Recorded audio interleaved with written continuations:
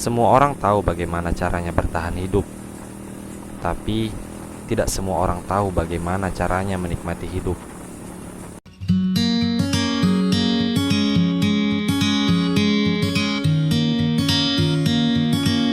Di penghujung tahun, cuaca sedang tidak stabil. Karena itu, saya memutuskan untuk tidak menyambangi tempat-tempat yang berada di daerah ketinggian. Hal itu juga menyebabkan saya tidak membuat video sama sekali. Kemudian, salah seorang sahabat yang bernama Pani memberikan saya saran untuk membuat video di Desa Halimbe. Ya, semacam video explore begitulah. Dan setelah saya membereskan semua persiapan, akhirnya saya berangkat menuju Desa Halimbe.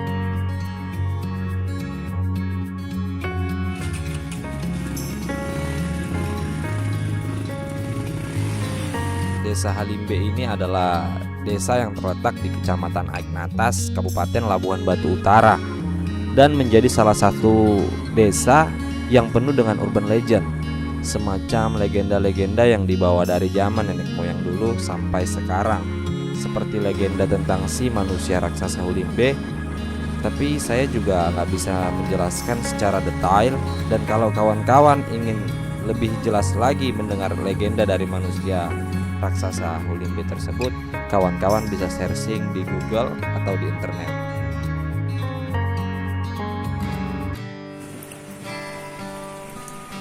Dan setelah melewati jalanan panjang, saya tiba di Desa Halimbe.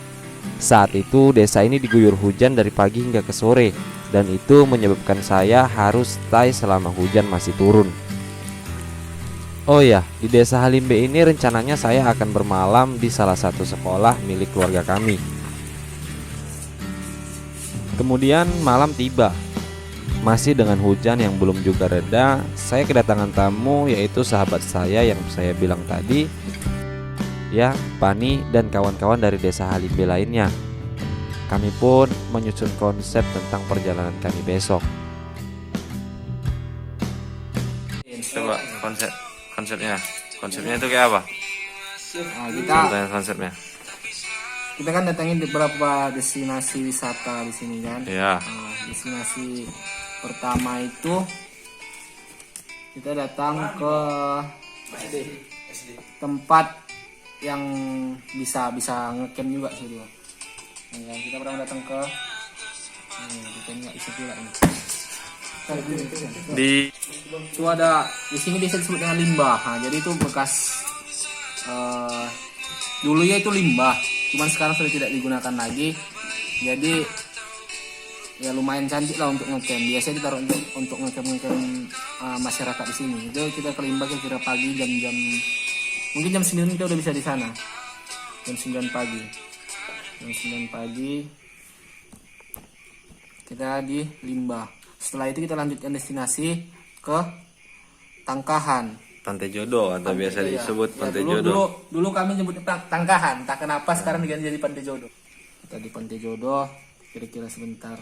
Nah, mungkin di situ kita jam 10 udah bisa lah. Jam 10 itu karena 1 jam aja dari jam 10 kita di sana. Kita kelilingi destinasi yang ada situ. Di situ di Pantai Jodoh ya sungai cuma di sini disebut pantai. Untuk tempat-tempat untuk apa ya? Spot foto. Spot foto ada juga di situ. Nah, kemudian itu 2 jam aja sana kan. Ya. Setelah itu kita lanjut. Nah, kita ke Tugu. Di sana Tugu sekaligus apa? Titik. Ada titik kuning. jembatan. Bahasanya yang agak formal. Titik loh. Titik di Labura namanya titik. Oke. Oke. Nah, di situ kita lanjutkan jam 12 pas lagi panas-panas aja di situ kan. Tunggu Pak, bentar Pak. Ini agak merusak pemandangan. Di jam 12. Di situ kita kan ada tempat-tempat dingin-dingin di situ. Iya. Gubuk-gubuk aja. Kita saya nunggu panas gitu kan. Iya. Sampai nggak panas lagi. Nah, baru kita lanjut balik lagi ke air terjun yang selama ini tidak terekspos. Yang sampai saat ini belum diketahui namanya. Air terjun tanpa nama. Kau udah pernah ke situ doh? Untuk orang-orang sini tahu lah, terjun tanpa nama. Oke, Udah. nah mungkin Kurang lebih seperti itu ya Pak ya. Jadi berhubung besok mau bangun pagi ya, kita tidur. Ini ikut kalian semua? Ikut ya? Oke. Ya sudah. Selamat tidur loh. good night, good night. Buntut. Setelah bercengkrama dan berbincang mesra, kami pun memutuskan untuk tidur, mengingat besok juga harus bangun pagi. Dan pagi pun tiba dengan rasa optimisme yang tinggi. Ya, walaupun kami bangun tidak sesuai dengan jam yang kami rencanakan tadi malam, kami pun bersiap dan bergegas untuk memulai perjalanan.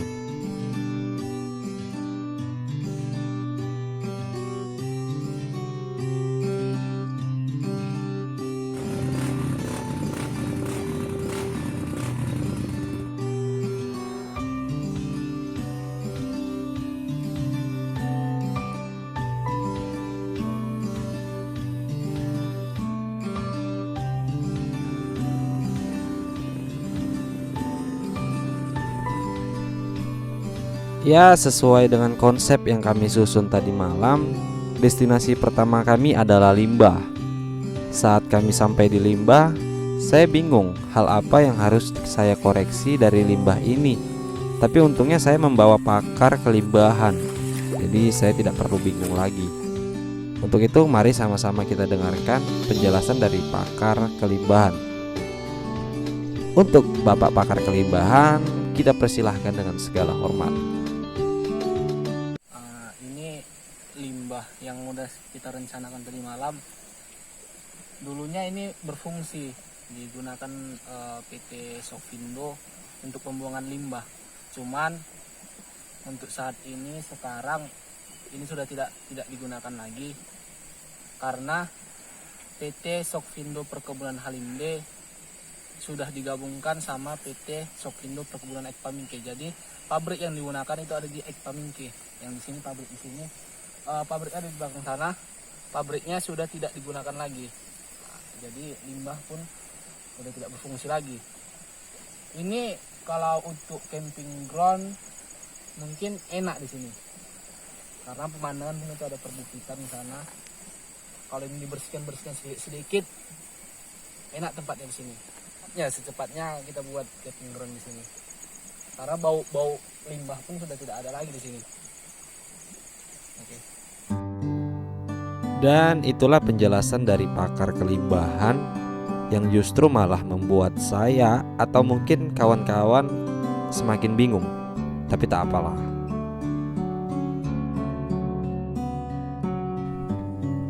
Setelah dari limbah, kami menuju ke Tangkahan atau sekarang tenar dengan nama Pantai Jodoh, yang saat ini juga memiliki beberapa semacam tempat-tempat spot foto begitu.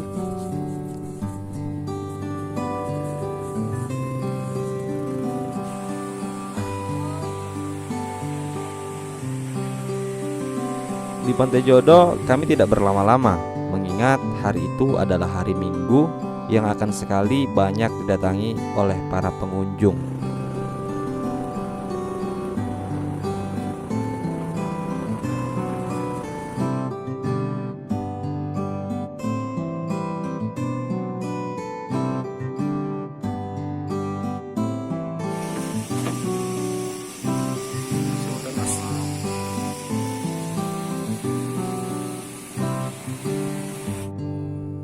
Setelah dari Pantai Jodoh, kami pun bergerak menuju Tugu Selamat Datang Desa Halimbe. Sebetulnya tidak ada yang ingin kami tunjukkan dari Tugu Selamat Datang Desa Halimbe ini. Hanya saja sebagai formalitas, kalau itu adalah penanda bahwa kami sedang berada di Desa Halimbe. Setelah duduk-duduk beberapa menit di sekitaran Tugu Selamat Datang, kami pun melesat menuju destinasi terakhir. Ya, air terjun.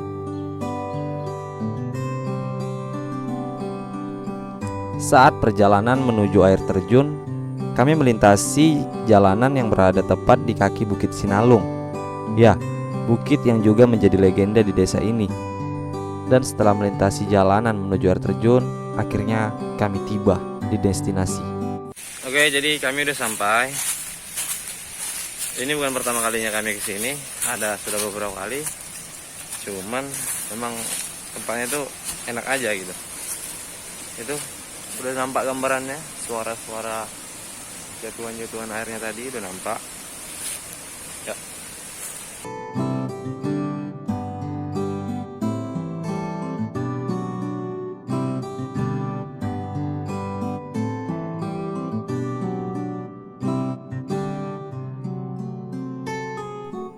Air terjun ini memang jarang dikunjungin oleh manusia, dan itu membuat aksesnya lumayan sulit.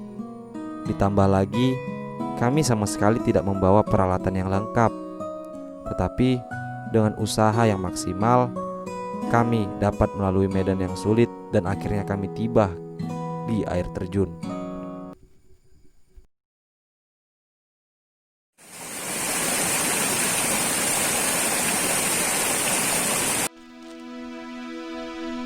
Lalu, apa sih yang membuat kami beranggapan kalau air terjun ini keren? Padahal banyak sekali air terjun di luar sana yang bahkan jauh lebih keren dari ini. Dan kenapa kami begitu menikmatinya? Oke, ada beberapa jawaban versi saya mengenai pertanyaan ini. Yang pertama, mungkin karena lokasinya yang jauh dari keramaian, dan itu membuat air terjun ini tidak dikenal oleh banyak orang. Yang kedua, atau mungkin karena hanya orang-orang di desa sini saja yang mengunjungi air terjun ini, dan itu yang membuat air terjun ini masih terjaga keasriannya. Sebetulnya inti dari yang saya ucapkan ini apa sih? Jadi begini, Tuhan menciptakan bumi sudah sebaik-baik mungkin dengan kekayaan alam yang melimpah ruah. Mengapa Tuhan melakukan hal itu? Saya memang tidak tahu pasti. Tapi kalau saya boleh berpendapat, Tuhan menciptakan kekayaan alam yang melimpah ruah itu untuk kita nikmati sebagai makhluk yang paling sempurna di muka bumi ini. Tetapi seringkali kita malah merasa kurang bersyukur akan hal itu. Kita hanya disuruh menjaga, tapi tidak kita laksanakan. Setelah kita mendapat konsekuensinya, kita malah menganggap Tuhan tidak mengasihani kita. Padahal kita tahu setiap hal yang kita kerjakan pasti selalu ada konsekuensinya. Sebab saya yakin manusia dan alam itu punya hubungan yang kuat. Dan saya yakin kalau kita senantiasa menjaga alam, maka Tuhan juga akan menjaga kita dari bahaya alam. Tetapi kalau kita merusak alam, kita harus terima konsekuensinya. Sekian video kali ini, sampai ketemu di video selanjutnya. Kalau kalian suka, klik tombol subscribe dan bagikan ke orang lain. Kalau kalian tidak suka, setidaknya terima kasih sudah menonton. Salam lestari, salam hangat dari saya, Priyo Aditya.